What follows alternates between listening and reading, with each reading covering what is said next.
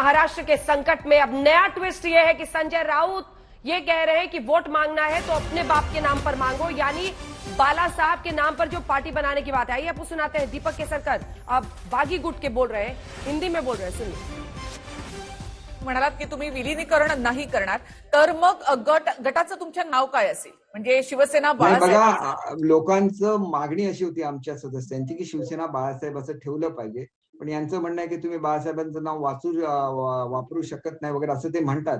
त्यांच्या म्हणण्याचा आम्ही निश्चित विचार करू आणि नुसतं शिवसेना करू। बरं दीपक जी, आकडा आहे तुमच्याकडे, मग तुम्ही मुंबईत का येत नाहीत, महाराष्ट्रामध्ये का येत नाही?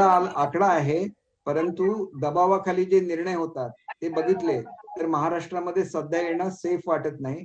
तुम्हीच चित्र दाखवतायत कशा रीतीने महाराष्ट्र पेटवण्यात आलेला आहे आणि हा पेटवण्यामध्ये ज्या व्यक्तीने रस्त्यावर उतरायला सांगितलेलं आहे त्या व्यक्तीवर कोणतीही कारवाई महाराष्ट्र शासनाने केलेली नाही।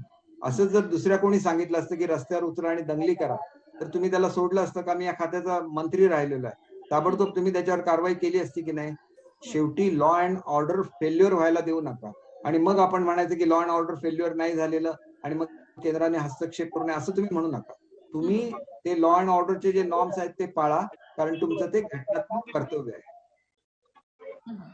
दीपक किशोर तिवारी जी हमारे साथ जुड़े हुए हैं और संजीव उनियाल जी यहाँ पर है। किशोर जी, यानी बाला साहब और ओरिजिनल हिंदुत्व का कौन है आगे ले जाने वाला, इसी को लेकर ये जंग चल रही है किशोर जी? अब एक सेकंड, जब संजय राउत ये कहते हैं कि अपने बाप के नाम पे वोट मांगो, ये शिवसेना किसी एक का थोड़ी है। जब एक संस्था बन के बड़ा होता है तो सबका होता है।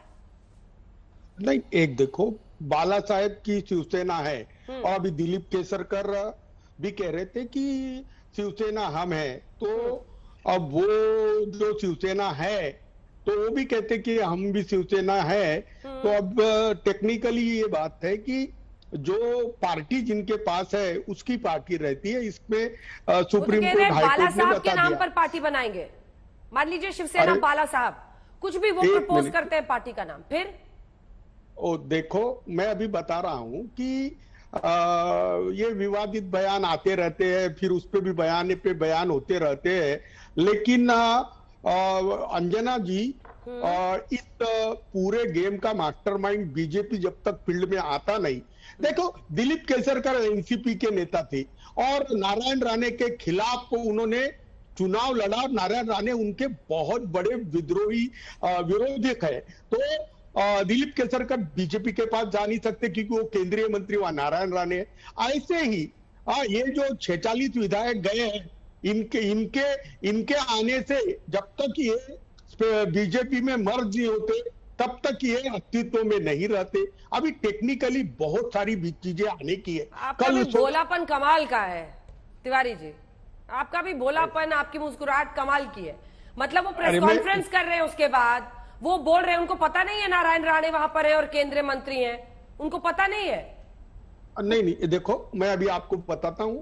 हमने कहा 16 लोग छोड़ के ये सब हमारे साथ है। हाँ। तो हमारी जो भी बात है वो 16 लोगों के लिए है जो डिस्क्वालीफाई होने को भी जा रहे हैं।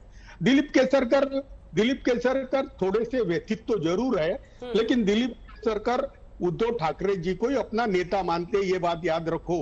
और वहां पर भी 22 लोग हमको ही नेता मानते हैं, उद्धव जी को ही मानते हैं। देखो, जनता में तो हम जाएंगे। ये खेल बीजेपी का है। करीबन 3000 करोड़ का इन्वेस्टमेंट हुआ, ये भी बता रहे हैं। तो एकनाथ शिंदे, ये अभी जो एक नाथ थे वो एक दास बन गए हैं। तो एकनाथ शिंदे जी के खिलाफ कौन सी ईडी की फाइल खुली थी जो इतने विवश हो गए, मुझे भी मालूम नहीं। लेकिन ये खेल बीजेपी का है।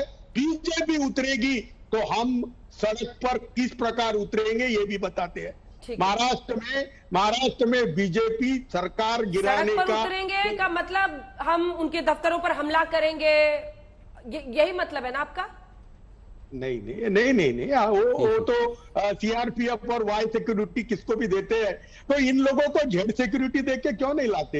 एक बार परेड हो जाए। एक बार हमले की तस्वीरें दिखाइए। ये जो दफ्तरों पर हमला हो रहा है, ये जो डराने धमकाने की कवायद चल रही है, उद्धव की पार्टी उपद्रव क्यों कर रही है तिवारी जी? नहीं, ये जनता है, हमारी पार्टी का है, ये तो जनता है। हाँ, अभी जब पूरी जनता सड़क पे आएगी ना, ये हाँ। लोग जरा आ जाए गुवाहाटी से, मुझे इनके चुनाव क्षेत्र में इनको घूमना मुश्किल हो जाएगा। ये विश्वासघात करके गए हैं और उद्धव जी ने जिसपे सबसे ज्यादा ये देखिए, ये विश्वास देखिए, किया, ये देखिए, ये सब अरे शटर नहीं, तोड़ना, कांच तोड़ना, आगजनी करना, ये गलत काम कर रहे हैं। उनको बोलो कि हम बोले नहीं ये कौन कर रहे मुझे मालूम नहीं। कहीं कहीं संजय पर राउत कभी कुछ और कह रहे हैं, आप भी धमकी दे रहे हैं कि अपने इलाके में इनको निकलना मुश्किल हो जाएगा, फिर कह रहे हैं गलत है। संजीव उनियाल जी, एक सेकंड, मैं जवाब ले रही हूँ, फिर आ रही हूँ तिवारी जी। संजीव जी, एक सेकंड, सवाल ये है कि वो कह रहे हैं एकनाथ अब एक दास बन गए हैं, डोर बीजेपी के हाथ में और सामने आते भी नहीं है। रंजना जी, पूर्ण रूप से वैचारिक प्रतिद्वंद है ये। वास्तव में बाला साहब ठाकरे को किसने जिया?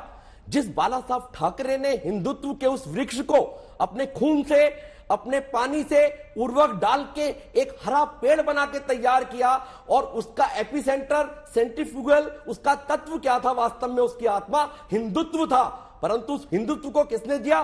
4 बार के एमएलए जिनकी टॉवरिंग हाइट थी, जो कि लगातार धर्मवीर आनंद के साथ जुड़े रहे और बाला साहब देवरस के साथ समकक्ष उनके अंतर्गत होके और उनके पूरी तरह से हिंदुत्व को भुट्टी में लेकर आगे बढ़ाने का काम जिसने किया वो किया शिंदे जी ने। किशोर जी, आपको सुनना होगा, परंतु ईडी का प्रताप है ये आप जो है ना, आप जब तक इस तत्व को नहीं जानोगे, अगर ऐसा होता तो 20, 25, 30, 35, 40, 52 लोग नहीं होते, और वर्षा से मातोश्री जाने का हास्य जो होता वो नहीं होता। ये वास्तव में वो तत्व है जिसकी वजह से आप बिखर कर चारों तरफ बिखर गए आपके लोग। ये इसको जान लीजिए कि वो तत्व बीजेपी है, यही तो कह रहे, जो सेंट्रीफ्यूगल फोर्स, वही कह रहे बीजेपी है। वो तो आपने तो हमेशा ऐसे ही करना है, पासिंग द बक, क्योंकि आपने अंतर मन में नहीं झांकना, क्योंकि जब 36 का आंकड़े वाले लोगों के साथ आप जाके खड़े हो जाते हैं। रुकिए तिवारी जी प्लीज सर, बीच में नहीं।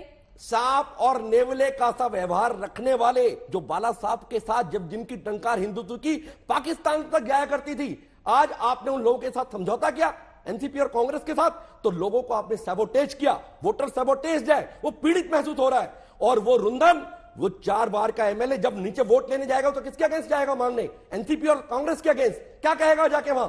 क्योंकि आपने तो ड्राइंग रूम से संजय राउत की तरह सरकार चलानी है, पर उस व्यक्ति ने तो 2 बार मिनिस्टरशिप ली और 4 बार एमएलए के इलेक्शन जीते। ये वास्तव में पॉलिटिकल डायसेक्शन है इस पूरे प्रोसेस का।